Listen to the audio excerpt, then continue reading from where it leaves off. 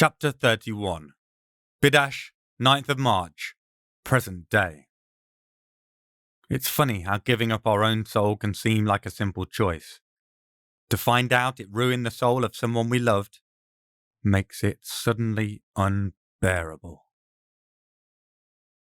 The thing that might once have been my best friend looks at me with pride engraved into every wrinkle of his face. He's so delighted by his own cunning. It turns my stomach. So I returned once more. He's not done. I don't want to hear any more, but it's not going to stop him from telling me. Not as a lover this time, but as a wandering pilgrim with minor magical knowledge who had sought his wisdom for many years. I showed him the skull of Arnold, claiming familial stewardship, and all those careful nudges and subliminal suggestions I'd given him previously in my last two lives crystallized into a eureka moment he thought he'd arrived at entirely independently.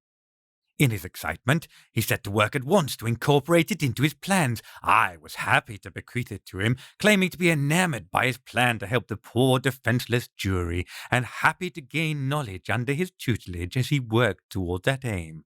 And so, for the third and final time, I became his disciple, having gifted him the key to a conundrum that had consumed him for over more than a century. His faith in me was entire and unquestioning. His initial plan was simple: put Nanael into the empty cranium. The angel would become a diffused presence, a guiding energy protecting the Jewish diaspora. Nanael was willing, but they found themselves too tightly intertwined on a spiritual level for such a separation. Instead, they contrived a new method that corresponded perfectly with what I wanted. The glee on his face fills me with primal rage. I can't control it. I'm gurgling, raging, thrashing against the restraints. Each time I move just drives the spike harder into the bottom of my mouth, but it's nothing. Just pain. I know pain. Pain's an actual friend, one who's been with me through all of these different lifetimes. This bastard in front of me, he can't have ever been my friend. No one I could love could do this. Perhaps somewhere deep inside there's a scrap, a shred of that ancient Ben buried away.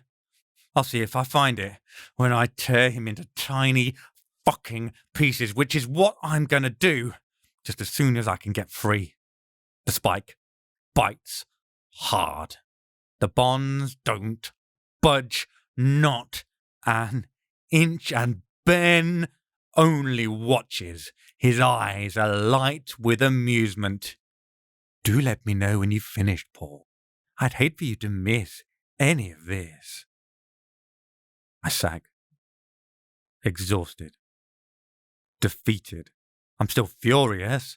The anger I'm feeling isn't about to leave, not anytime soon, not ever, but I'm getting nowhere. Just wearing myself out. This is the sort of reaction he wants. I need to be more clever. Think my way out of here. Brute force and ignorance isn't going to work. May I continue? Ben doesn't even wait for my response, just carries on. In his warded cave, Jacob created a magically charged plinth decorated with all his knowledge of Kabbalah and all his love for humanity and his Hebraic brethren. 20 years he spent carving and imbuing it with his essence, and it was truly one of the greatest works of magical artistry this world has ever known. And it only took one sacrifice to make it happen. Well, two of sorts, Jacob and Nanael. They worked out how to put themselves into the skull. Once they did so, they'd be useless, trapped, unable to interact with the outside world in any way or form unless instructed. Until the skull was placed on the plinth anyway. That's where I came in. Once the skull was on the plinth, they'd be able to act, become this wondrous shield to shelter the Jews across the world from the misery forever snapping at their heels. Until then, utterly vulnerable, powerless to act or move. Thank goodness they had a loyal, trustworthy acolyte who could aid them for that final, essential step. The sarcasm drips from his voice. Oh, he's so delighted in his cleverness, so proud of himself for tricking a man who loved and trusted him 3 times, each time with an open heart despite the wounds he received prior. Jacob always was the best of us, and Ben used that to make his suffering the worst imaginable. Jacob did it all to himself, you know. He took the skull and he merged it into his own, holy golden fire blazing from him, a blinding aurora that encircled and consumed him. When it finally dimmed, only the skull remained, replete with the combined energies of Jacob and Nanael. He walks over to the skull once more, gently caressing it. There's a covetous aspect to it, a greedy delight, like a dragon flicking his tongue over his treasure trove. And there it was, the single greatest magical artifact ever created. 2 talented souls, a powerful magician and an actual angel, bound in servitude inside of the skull. And they were completely helpless, tied to my will. I smashed the plinth, destroyed it entirely, turned the skull to make them watch as I turned their dreams, the culmination of their life's work, into nothing but splinters and dust. Then I set to work to use their power to finally escape from existence. The humour drains from his face, changing to a glower. He gnawed on his lip as he paces again. Despite that, it wasn't enough. Still, I couldn't get through, break out of this pitiful dimension, find a way to either escape to the higher planes or else cease to exist one way or the other. I was close. I could feel the walls bending, bowing before the combined might of the skull and its 2 new denizens, but no matter what I did, it wouldn't break. Well, excuse me if I don't cry you a fucking river, you shitbag. Breaking the walls of reality to escape. It sounds about as sensible as smashing out one of the main walls of a house because you want to pop to the shops. And as someone still living in that house called reality, I don't want to see it collapsing, killing all of us left inside. I can't tell him all that, as much as I'd love to. Looking at the manic gleam in his eye, though, I don't think he'll give a damn what I say. There are no words left that could sway him from his path. The smile breaks through again, though, which doesn't improve my mood. If Ben is smiling, it can only be bad news for the rest of us. Do you know who it was who brought me the answer to my problems, who answered my prayers? He shakes his head, as if even he can't believe the response he's going to give. Your dear friend, the shit wizard. He raises a hand and pulls the door open, then uses his talent to bring in an operating table covered with a Nokian working so powerful they're visibly carved across reality, and my heart, already fissuring under the pressure from thinking of Aisha's suffering, surely cracks clean in 2 because there, strapped to it, his eyes closed, is Isaac. Now I can't help it. I throw myself against the restraint, straining, ripping the skin off my biceps as I try to move enough to get them free. The noise coming from my mouth is halfway to a groan, halfway to a grieving widow's wail, and neither does justice to the pain in my soul. Of course, Ben's done his job too well. Nothing helps. All I'm doing is hurting myself.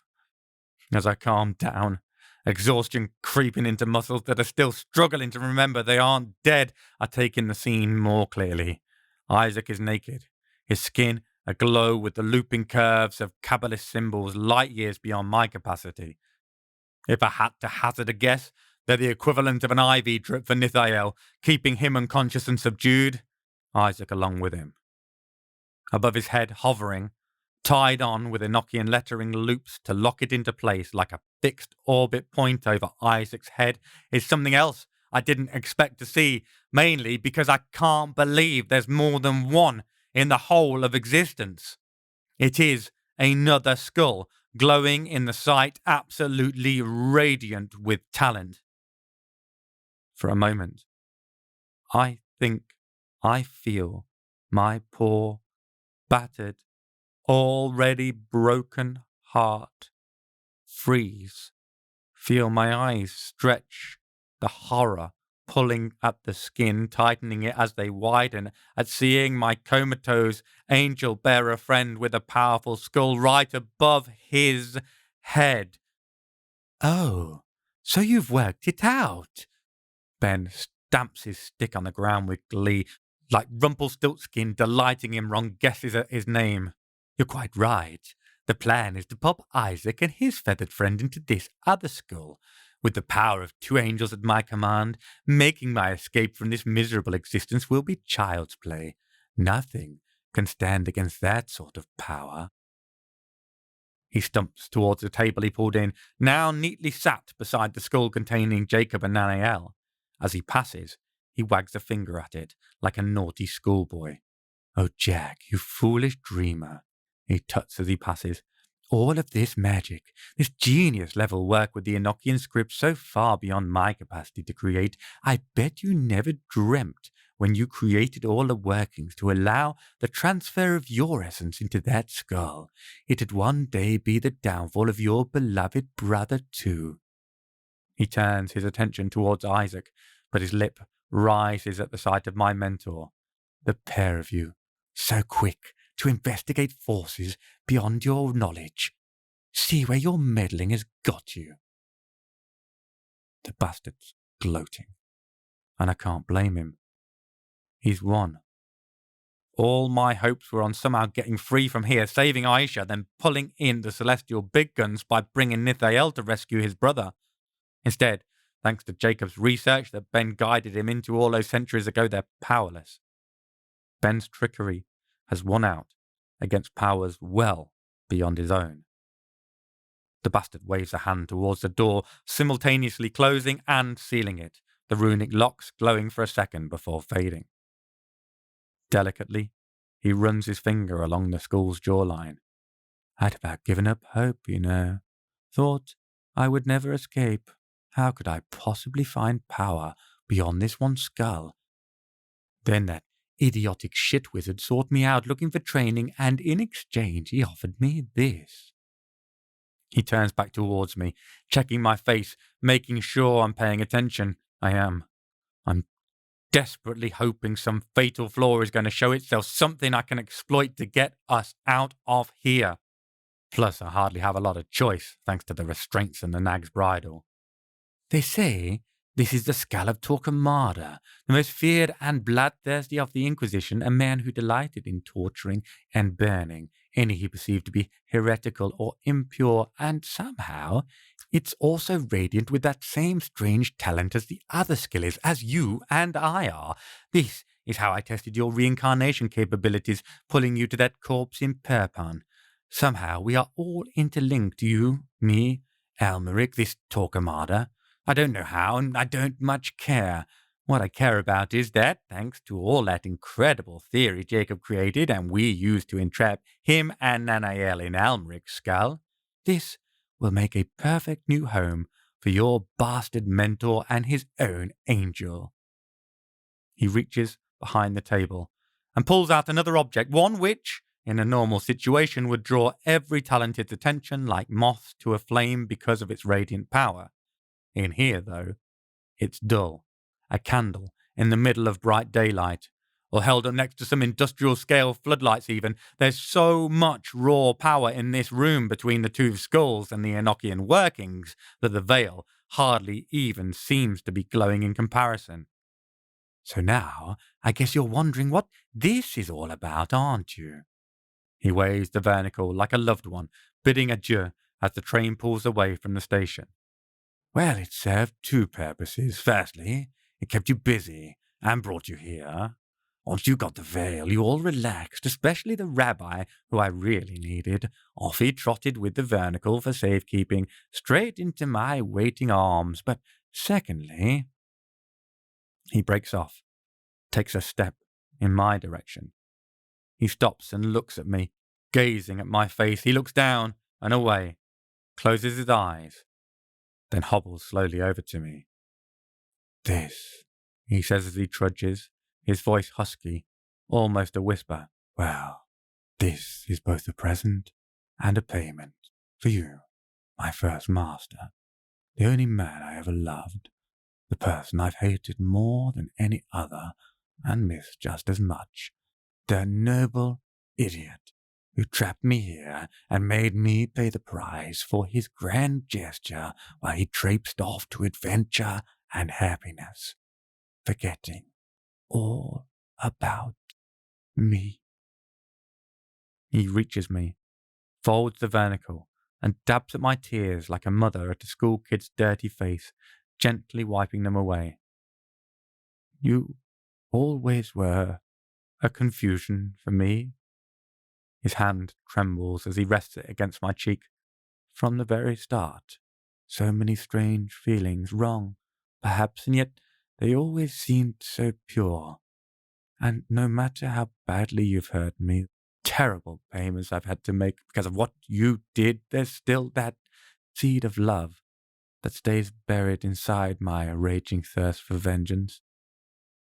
A confusion indeed, Paul Bonhomme. He lifts his hand, his fingers stroking my cheekbone, then pats my face gently. So I'll answer both at once. I shall punish you by saving you. The vernicle performs the role of absolution at a papal level with no confession needed, forgiveness of any and all sin. No wonder it was so popular among the corrupt priests of the Holy See. So you see, there's no need for confession. We don't have to sit through you telling me all your many trespasses. Let's lighten the load on your soul. Let's make you perfect once again. My pulse spikes as I realize what he means, what he's trying to do. If he kills me when I'm perfect, I'm not coming back. And Aisha and Isaac, they will be left on their own with no one to save them. He holds out the gauzy cloth and gently lowers it as it shimmers, mirroring his hand tremors over my face, some bizarro world version of a beau's first view of his ravishing bride. As it covers me, reducing my world to hazy grey shades of broken light sources, he whispers in my ear, I forgive you, Paul. A razor's edge kisses my throat, then bites deep.